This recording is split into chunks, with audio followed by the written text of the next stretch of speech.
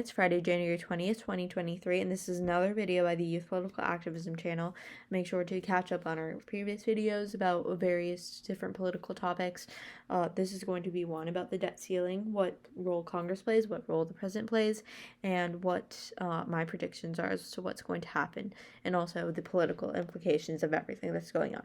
So just a bit of background, the debt limit or the debt ceiling, either term, they're used interchangeably, is the maximum amount that the U.S. federal government can borrow to pay for things it's already spent for, or things that's already spent money on. Congress decides what that limit is.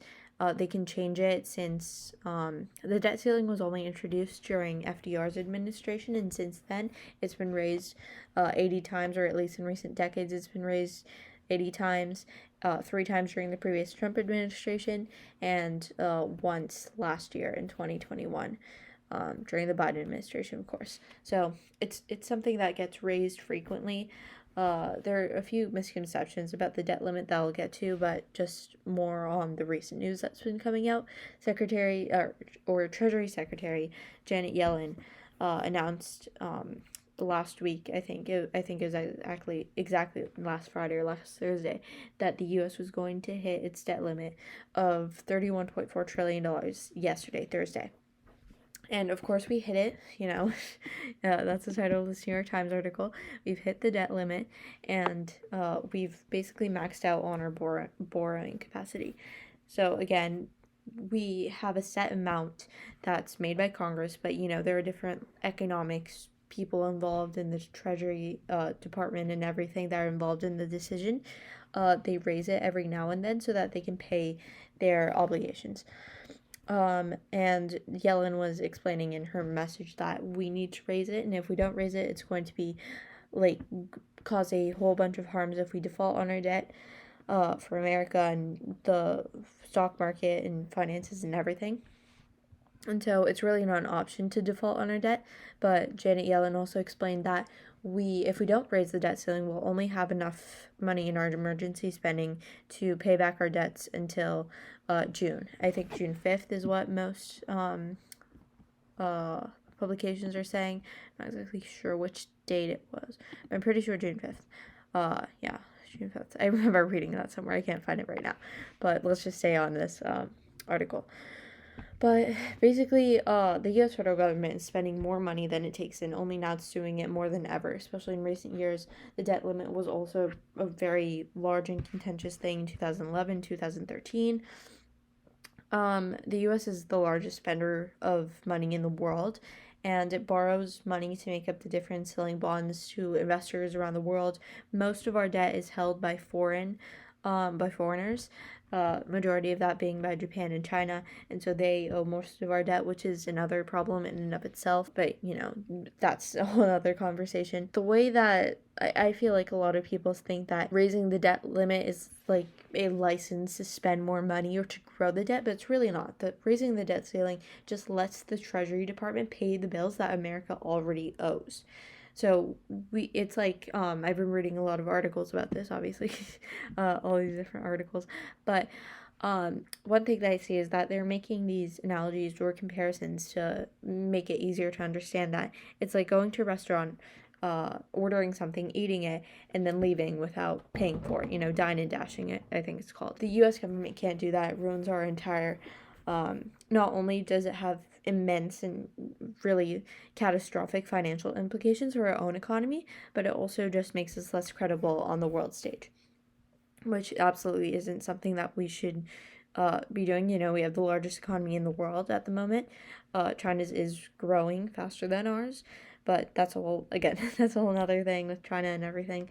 But we're the global superpower, and so if we default on our debt, or if we can't pay our debts, then that's a whole power problem, an issue.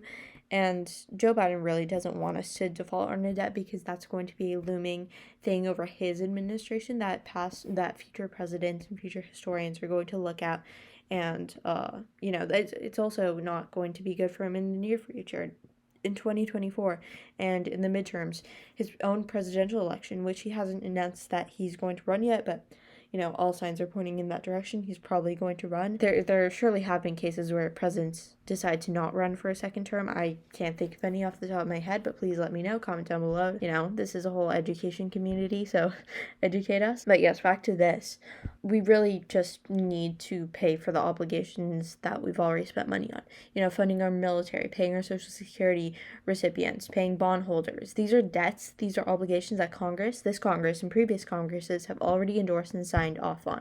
If we want to take action to further spending to reduce the debt, then, Congress can go ahead and introduce bills that do things such as this. But that's, not paying our current obligations, the things that we've already spent money on, isn't acceptable. There are a whole flurry of financial problems. Again, like doctors who work for public hospitals, they won't get their payroll. Our soldiers won't get their salaries. Social Security, seniors who rely on Social Security to pay for their rent, they won't get any money. And so, it has personal implications. Purchasing, like, costs at grocery stores or gas or any of those things will go up immensely. So inflation, recession, all these different things and inflation and recession work, they're different types of metrics of economic instability and economic hardships, but they're like different and they work interchangeably, and it's really hard to have them both at the same time, which only makes things worse. But basically the GOP and House Republicans aren't saying that, they're saying that they're not going to raise the debt limit unless Biden agrees to some limits that they want to set. They've said that they have vowed to oppose any increase in the debt limit without spending cuts, which again, that's good, I guess, but they can't say that they're not, in my personal opinion, they can't say that they're not going to increase the debt limit, because it's something that's routinely done. It's not that bipartisan. Again, I already mentioned this, but in the Trump administration, the debt limit was raised 3 times bipartisanly because Congress knows that they have to do that. It's money they already spent, and that's the responsible thing to do, is to pay those debts, because they're not saying, not raising the debt limit isn't saying that we are going to have less debt. The way that we have less debt and we reduce our spending is by introducing bills. And so if the House GOP really wants to get something done, they need to introduce bills instead of having 15 rounds of voting and wasting time on that and not swearing in members for a week.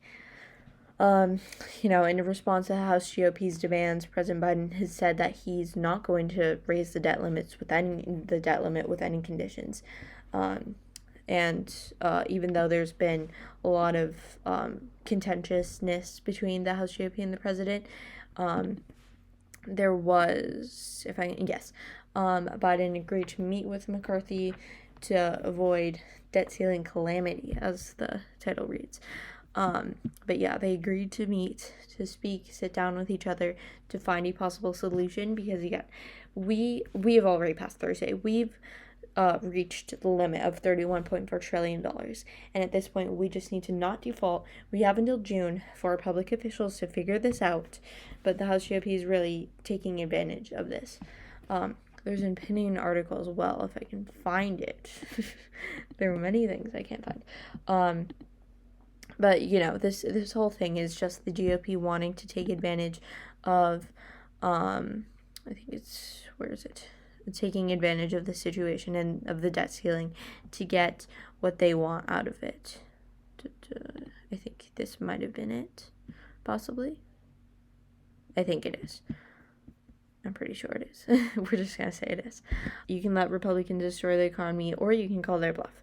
So that's something that I don't think the U.S. and Biden can afford to do, call their bluff, but, it's interesting nonetheless, and I was reading this earlier, and I'm pretty sure this was it. But basically that's the gist of it, is that the House Republicans have the list of demands, like they want dollar-for-dollar spending cuts and a 10-year balanced budget, mandatory spending cuts, government funding at FY 2022 levels. They want all these different things, and then and only then are they going to agree to raise the debt ceiling. It's really not responsible what they're doing. I mean, it's not responsible for public officials to be raising the debt this much, but at this point, past Congresses, this Congress, they've already agreed to spend that money, and so they need to pay it back. It's not it's not something that they can agree to just not do. If Congress really wants to clamp down on debt, as the Republicans say they want to do, they have to do this a lot earlier, not when the debt limit is at its peak, but before that, with spending bills or tax cuts or both, which can actually add to deficits. But again, that's a whole other thing with deficits. The White House is planning to unveil its annual financial budget approval or proposal in March, outlining Biden's spending priorities, and that could serve as an opportunity for Biden and McCarthy or other House leaders to talk with him and go over some spending cuts that they want to do to reduce further additions to the debt limit. I mean, obviously it has to grow to some point, but absolutely not in the ways that it's been growing recently. I remember, I think it was in 2013, our debt ceiling was only at 16 million, or it was 16 trillion. Now it's at 31.4. So pretty much double in one decade. Correct me again if I'm wrong, but from what I've been reading, I'm pretty sure it's 16. But this is all a really unfortunate situation that the U.S. is in. We can either have the House GOP, who's basically holding the rest of the country, the economy, Biden in chokehold in order to get what they want, which is spending cuts and everything, which again are fine, but these things need to be done before we reach our debt limit. And again, it's great that McCarthy and Biden are sitting down. Hopefully they can reach an agreement. Hopefully something can be done about this. The debt ceiling will be raised, I believe, before June. I don't think that McCarthy, no matter, or all the Republicans for that matter, they would much rather see their demands not fulfilled than for the entire U.S. economy to be absolutely destroyed. So that's my prediction, is that we're not going to get to that June 5th. It's going to be raised before then, but hopefully we'll see more bipartisan bills reducing spending or tax cuts or whatever. Again, I'm not saying that I endorse these things necessarily, but anything to clamp down on the debt that is that of the United States. So this was another video on the Youth Political Activism channel. Make sure to like, comment, subscribe. Check out the rest of our YouTube videos, YouTube Shorts. Those are much more updated and frequent. We do those pretty much every day. Or we will have 2 a day and then skip the next day, or 1 every day. But either way, you're getting a lot of content from that. TikTok at bhhs.ypac, then Instagram also at bhhs.ypac. Everything will be linked down below, all these articles, and I hope to see you guys next time. Farewell.